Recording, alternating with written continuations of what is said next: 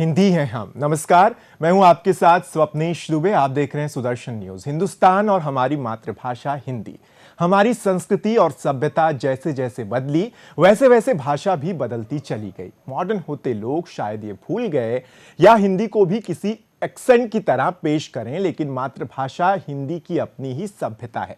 हिंदी में सोचते हैं, हिंदी में गाते हैं, हिंदी में खाते हैं और अपने क्रियाकलाप भी हिंदी में करते हैं।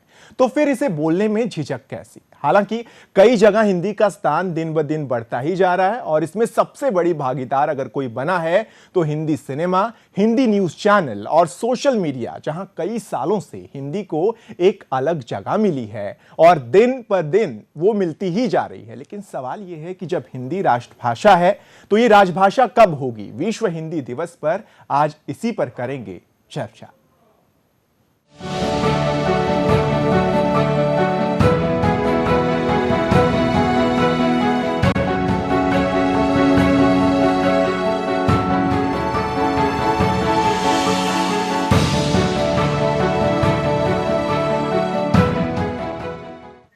तो विश्व हिंदी दिवस पर और हिंदी को लेकर लगातार सुदर्शन न्यूज ने अभियान भी चलाया है। हमारे खास कार्यक्रम बिंदास बोल में भी हिंदी दिवस को लेकर लगातार हमने बात रखी है, लोगों तक पहुंचाई है। आज विश्व हिंदी दिवस है। कई लोगों को जानकारी भी नहीं होगी क्योंकि हम हिंदी से दूर हो गए हैं। इस दिवस को पूरे विश्व में मनाया जा रहा है। विदेशों में मौजूद भारत के दूतावास इस दिन को विशेष रूप से मना रहे हैं। इस दिवस का मुख्य उद्देश्य दुनिया भर में हिंदी के प्रचार प्रसार की जागरूकता पैदा करना और इसे अंतर्राष्ट्रीय भाषा के रूप में पेश करना है, जिसे ज्यादा से ज्यादा देशों को हिंदी से जोड़ा जा सके। लेकिन सबसे पहले ये जानना जरूरी है कि आखिर हिंदी दिवस की शुरुआत कब से हुई, इसका महत्व क्या है, और वो जानेंगे इस रिपोर्ट के जरिए।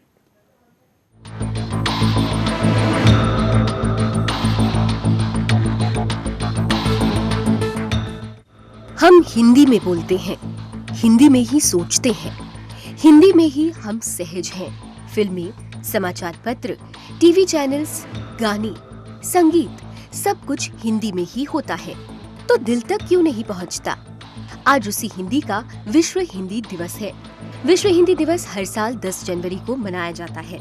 इसका उद्देश्य है कि विश्व में हिंदी के प्रचार प्रसार के लिए वातावरण निर्मित करना, हिंदी के प्रति अनुराग पैदा करना, हिंदी की दशा के लिए जागरूकता पैदा करना और हिंदी को विश्व भाषा के रूप में प्रस्तुत करना। विदेशों में भारत के दूतावास इस दिन को विशेष रूप से मनाते हैं। सभी सरकारी कार्यालयों में विभिन्न विषयों पर हिंदी के लिए अनूठे कार्यक्रम आयोजित किए जाते हैं। विश्व में हिंदी का विकास करने और इसे प्रचारित प्रसारित करने के उद्देश्य से विश्व हिंदी सम्मेलनों की शुरुआत की गई और प्रथम विश्व हिंदी सम्मेलन 10 जनवरी 1975 को नागपुर में आयोजित हुआ। इसलिए इस दिन को विश्व हिंदी दिवस के रूप में मनाया जाता है। हिंदी में सभी विचार, प्रबंधन, प्रशासन, ज्ञान विज्ञान समेटने की क्षमता है। उसमें ये भी क्षमता है कि वो आधारहीनता, परायपन और अलगाव को खत्म कर दे। वो देश को एक करने की क्षमता रखती है। हमें अपनी मातृभाषा पर गर्व होना चाहिए। Bureau report, Sudarshan news.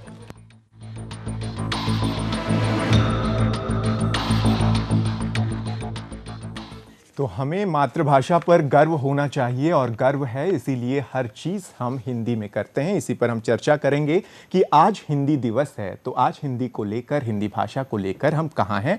हमारे वरिष्ठ सहयोगी दिवाकर विक्रम सिंह जी हमारे साथ हैं। लाल बहादुर शास्त्री विश्वविद्यालय के प्रोफेसर डीपी त्रिपाठी साहब भी हमारे साथ फोन लाइन पर जुड़ गए। डीपी त्रिपाठी साहब, स्वागत है आपका सुदर्शन न्यूज में सबसे पहले, और विश्व हिंदी दिवस की आपको शुभकामनाएं।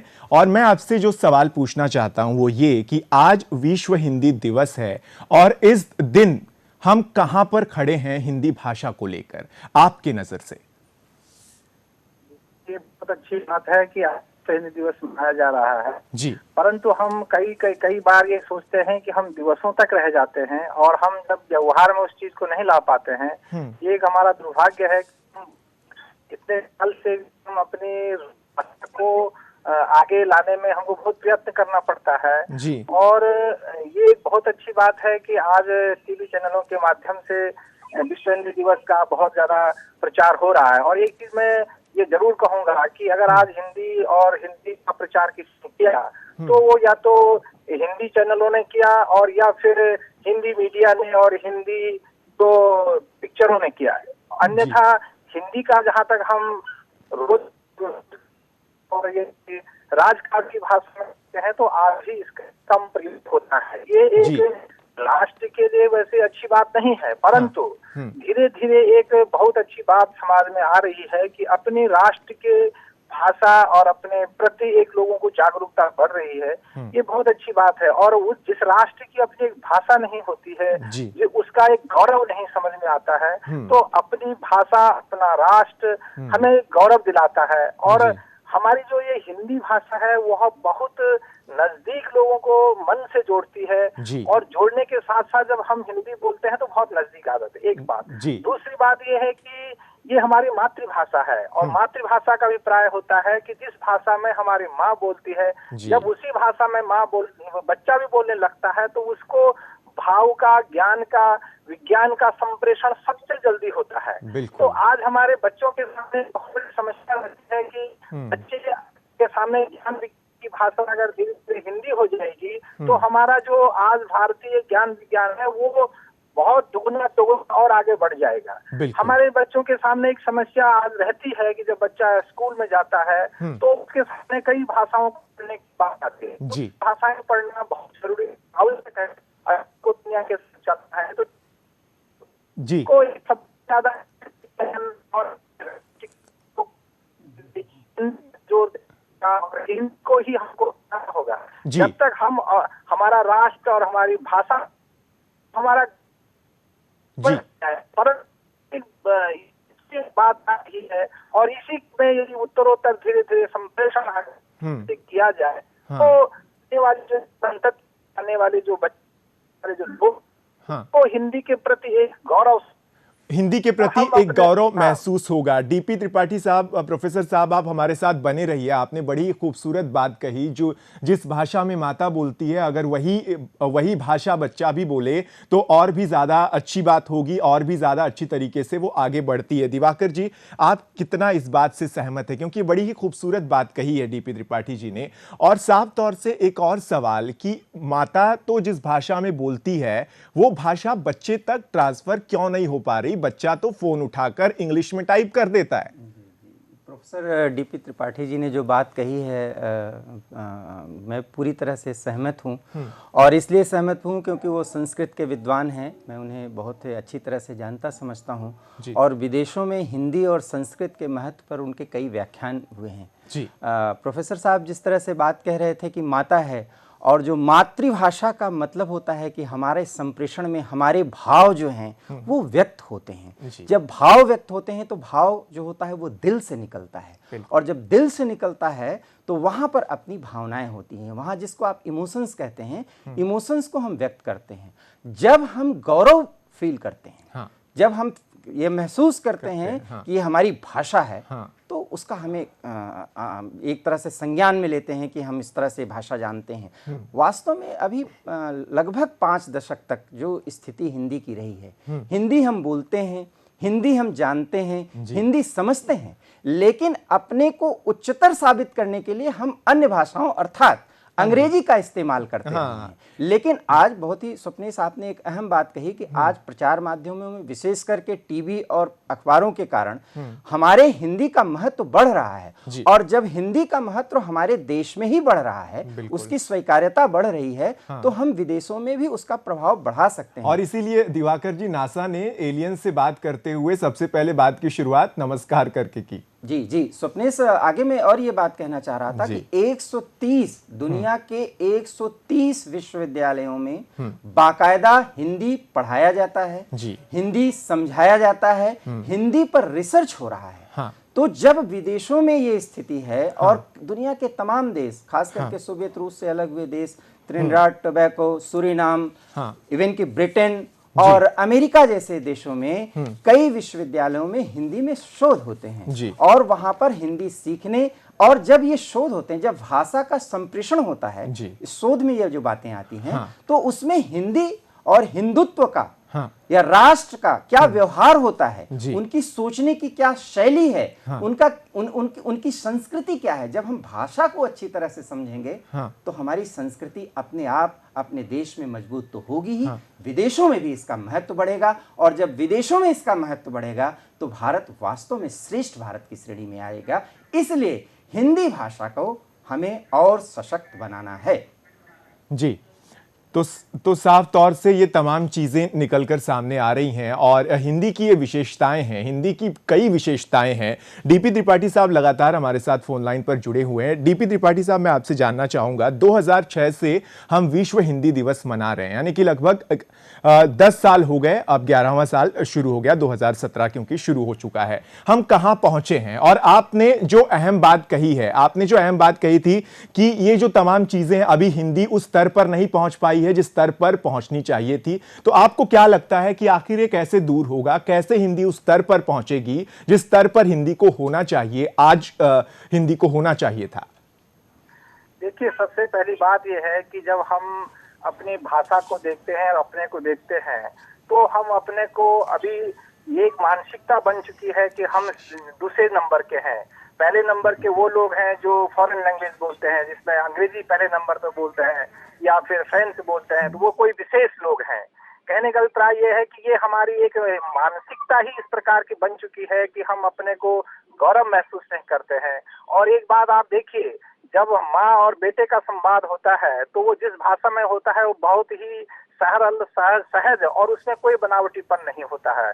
परंतु जब हम एक हिंदी भाषी या एक कन्नड़ भाषी या एक अपनी मातृभाषा बोलने वाला जब दूसरी भाषा बोलता है तो उसमें निश्चित एक ऐसा बनावटीपन आता है और उसमें ये लगता है कि शायद हम कुछ सुपीरियर हैं, कि हम अपने हट गए हैं। तो ये इन विदेशी भाषाओं ने और ये दूसरी भाषाओं ने सबसे पहली बात ये किया कि हमको अपनी माँ से हटाने का सबसे बड़ा प्रयत्न है। और ये माँ से हटने का अभिप्राय है कि हम अपने माँ और मातृभूमि से धीरे धीरे व्यक्ति का भाव और भंगिमा बदलती चली जाती है। इसलिए किसी भी राष्ट्र के लिए सबसे बड़ा गौरव, और अगर राष्ट्र की एकता की बात अगर उसको करनी है तो जो उसकी माँ जिस भाषा को बोलती है उसी भाषा में उसका ज्ञान विज्ञान उसके बच्चों तक पहुंचाना चाहिए। और सबसे पहला अहम उसके सामने यही होना चाहिए कि मैं मेरा राष्ट्र और मेरी भाषा और मेरी मातृभूमि ये सर्वोपरि है। ये जो भाव है उस बच्चे के अंदर या उस नागरिक के अंदर नहीं बन पाता है। क्योंकि हम एक आर्टिफिशियल, माने जिसको हम एक बनावटी भाषा के रूप में हम दूसरी भाषा में बोलते हैं और लोग सोचते हैं शायद ये कुछ विशेष है। हाँ। तो ये जो भाव धीरे धीरे हमारे अंदर पनपा है, सबसे पहले तो इस भाव को हमारे अंदर से, बच्चों के अंदर से निकालना होगा। और जब बच्चों के अंदर से ये निकलेगा तो सहज वो जब अपनी माँ से बात करेगा तो निश्चित है कि वो अपनी माँ से, किसी की भी माँ यहाँ पर इंग्लिश स्थान से आई हुई नहीं है और वो इंग्लैंड की नहीं है, और उसकी माँ की कोई ना कोई भाषा होगी, या पंजाबी होगी, गुजराती होगी, मराठी होगी, हिंदी होगी। तो वो कोई ना कोई वो अपने परिवार की ही भाषा है। उस भाषा में बोलेंगे तो धीरे धीरे फिर वो अपने मातृभाषा ही उसकी राष्ट्रभाषा होती। पहले उस बच्चे को माँ से प्रेम होता है, फिर माँ की भाषा से प्रेम होता है, और फिर माँ के खान पान रहन सहन से उसे प्रेम होता है, और वही प्रेम धीरे धीरे उसका राष्ट्र से प्रेम होता है। यही कारण होता है कि बच्चे का राष्ट्र के प्रति प्रेम क्यों नहीं बन पा रहा है, क्योंकि वो समझता है कि मेरे राष्ट्र में विशेषता क्या है। जी, डीपी त्रिपाठी साहब, मैं आऊंगा आपके पास। आपने जो अहम बात कही है माता को लेकर और प्रेम को लेकर, भाषा को लेकर, जो आप अहम बातें कह रहे हैं, वो सीधे तौर पर दर्शक जो देख रहे हैं वो समझ पा रहे होंगे कि आप जो अंग्रेजी किताबों से बैग भर देते हैं वो किसी भी तरह से ठीक नहीं है। आपको उसी भाषा का इस्तेमाल ज्यादा से ज्यादा, हालांकि पूरी तरह से करना चाहिए जो आपकी है, जो अपनी है। हमारे साथ हिंदी ग्रंथ अकादमी के संचालक शशांक शर्मा जी फोन लाइन पर जुड़ गए, उनसे भी हम हिंदी दिवस पर प्रतिक्रिया लेंगे। स्वागत है शशांक शर्मा जी आपका सुदर्शन न्यूज में। आपको सबसे पहले विश्व हिंदी दिवस की शुभकामनाएं, और मैं आपसे प्रतिक्रिया इसी पर चाहूंगा कि आज हिंदी दिवस के मौके पर जब 10 साल पूरे हो चुके हैं, हम कहां खड़े हैं? जी, सबसे पहले तो श्रोताओं और दर्शकों को हिंदी दिवस की बहुत बहुत शुभकामनाएं। जी, मुझे ऐसा लगता है कि हिंदी दिवस के अवसर पर हम अगर अपने आप को देखें तो पिछले 20 वर्षों में हिंदी का जो प्रचार प्रसार हुआ है, मुझे लगता है उसका एक बड़ा महत्व है। आप अंतर्राष्ट्रीय स्तर के जितने भी टीवी चैनल आप देख लें, पत्र पत्रिकाएं देख लें, वो कहीं ना कहीं भारत में जब बाजार बढ़ा है और बाजार हिंदी भाषियों का वर्चस्व जो बढ़ा है उसके कारण हिंदी का प्रभाव हिंदी बाजार के प्रचलन में आया है। हाँ। तो मैं इसको एक तरफ से तो बड़ा सकारात्मक मानता हूँ जी। लेकिन दूसरी ओर हम ये जो आजकल की स्थिति देखते हैं जिसमें महाविद्यालय और विद्यालयीन स्तर पर अंग्रेजी भाषा में बच्चों को पढ़ाने का जो प्रभाव पड़ रहा है, हाँ। तो मैं सीधे तौर पर मानता हूँ कि अगर हम अंग्रेजी माध्यमों के जरिए रोजगार प्राप्त करने की जो कोशिश करते हैं, उसके लिए एक बड़ी वजह मानता हूँ कि हिंदी भाषा को हम रोजगार की भाषा नहीं मानते जी। तो कहीं ना कहीं हमको रोजगार की भाषा के रूप में उसको विकसित करना पड़ेगा। इसके लिए जरूरी है कि हिंदी भाषा में जो विज्ञान, तकनीक और जितने भी विषय हैं उनकी स्तरीय और अच्छी पुस्तकें उपलब्ध हो, जिससे गांव से आने वाला बच्चा, मैं हमेशा यह मानता हूँ कि जो गांव के परिवेश से जो बच्चा स्कूल आता है, शहरों की ओर आता है, महाविद्यालय में आता है, तकनीकी विश्वविद्यालय में आता है, वहाँ उसे अपने ज्ञान को समझने में जितना ज्ञान उस तकनीक का उससे संघर्ष नहीं करना पड़ता, उससे ज्यादा कहीं संघर्ष भाषा को समझने में करना पड़ता है। जी शशांक जी, एक सवाल हमारे वरिष्ठ सहयोगी दिवाकर जी भी आपसे पूछना चाह रहे हैं। शशांक जी, ये तो मुझे ऐसा लगता है कि विश्व स्तर पर हिंदी की बड़ी अच्छी स्थिति हो रही है, लेकिन भारत में तमाम प्रयासों के बाद आपने बिल्कुल सही कहा कि हम आगे बढ़े हैं, लेकिन क्या आपको नहीं लगता कि अभी भी हम मैकाले फोबिया से ग्रसित हैं? नहीं, निश्चित तौर पर। मैं इसीलिए तो आपसे कहा कि मैकाले ने आखिर अंग्रेजी भाषा को जब उन्होंने प्रस्तावित किया था तो ब्रिटेन की संसद में उन्होंने क्या कहा था? उन्होंने कहा था कि ये जिस तरह से हमारे गुलाम होंगे तो इन्हें हमेशा गुलाम बनाए रखने में सुविधा होगी। तो आज हुआ क्या रहा है, हम पश्चिम के गुलाम बनते जा रहे हैं। बिल्कुल। और उसकी बड़ी वजह जो है वो शिक्षा पद्धति है। शिक्षा पद्धति है। बहुत बहुत शुक्रिया शशांक शर्मा जी और डीपी त्रिपाठी जी, आपका बहुत बहुत शुक्रिया। आप लगातार हमारे साथ फोन लाइन पर जुड़े रहे। मेरे पास वक्त इतना ही है, बहुत शुक्रिया आप दोनों का। लेकिन नीदरलैंड के स्कूल में किस तरह से गीता के श्लोक पढ़ाए जा रहे हैं, एक नजर उस पर।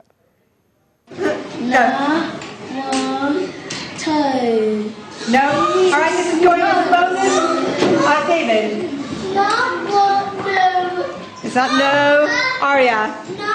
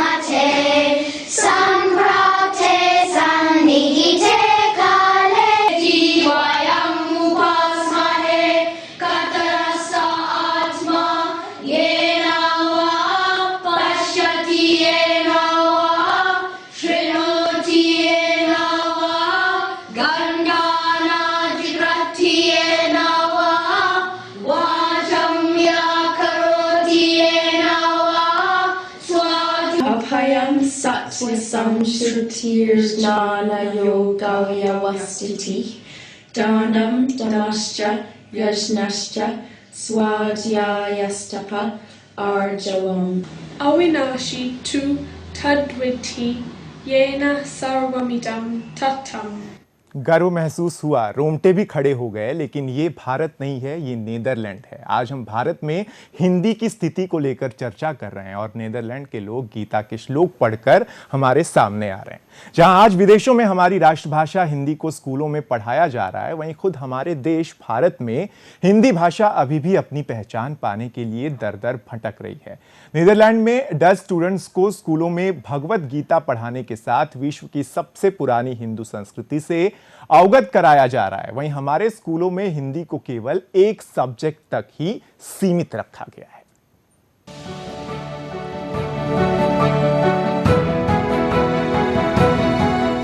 दुनिया में अंग्रेजी और चीनी भाषा के बाद सबसे बड़ी भाषा हिंदी आज भी अपनी पहचान को तरस रही है। इसे विडंबना ही कहेंगे कि सरकार की तमाम कोशिशों के बावजूद भी हमारी राष्ट्रीय भाषा अभी तक संयुक्त राष्ट्र संघ की भाषा में शामिल नहीं हो सकी है। हम इसे विश्व में पहचान दिलाने के लिए 129 देशों का समर्थन हासिल करने में नाकाम रहे हैं। मानव संसाधन विकास मंत्रालय की तरफ से हिंदी को लोकप्रिय बनाने के लिए हर साल एक विशेष बजट खर्च किया जाता है, लेकिन हालात अब भी जस के तस बने हुए हैं। संविधान में सरकारी भाषा के रूप में हिंदी को प्रयोग करने का जिक्र है, लेकिन सभी सरकारी ऑफिसों के कामों में हिंदी दूर दूर तक भी दिखाई नहीं देती। वहीं दूसरी तरफ विदेशों से आए बड़ी संख्या में सैलानी आपको हिंदी बोलते नजर आ जाएंगे। Kamagani. Kamagani. Is that no? Aria. यहाँ तक कि नीदरलैंड के स्कूलों में बच्चों को भगवत गीता का पाठ पढ़ाया जा रहा है। इसके ठीक विपरीत भारत में हिंदी की जमीनी हकीकत सबके सामने है। Bureau report, Sudarshan news.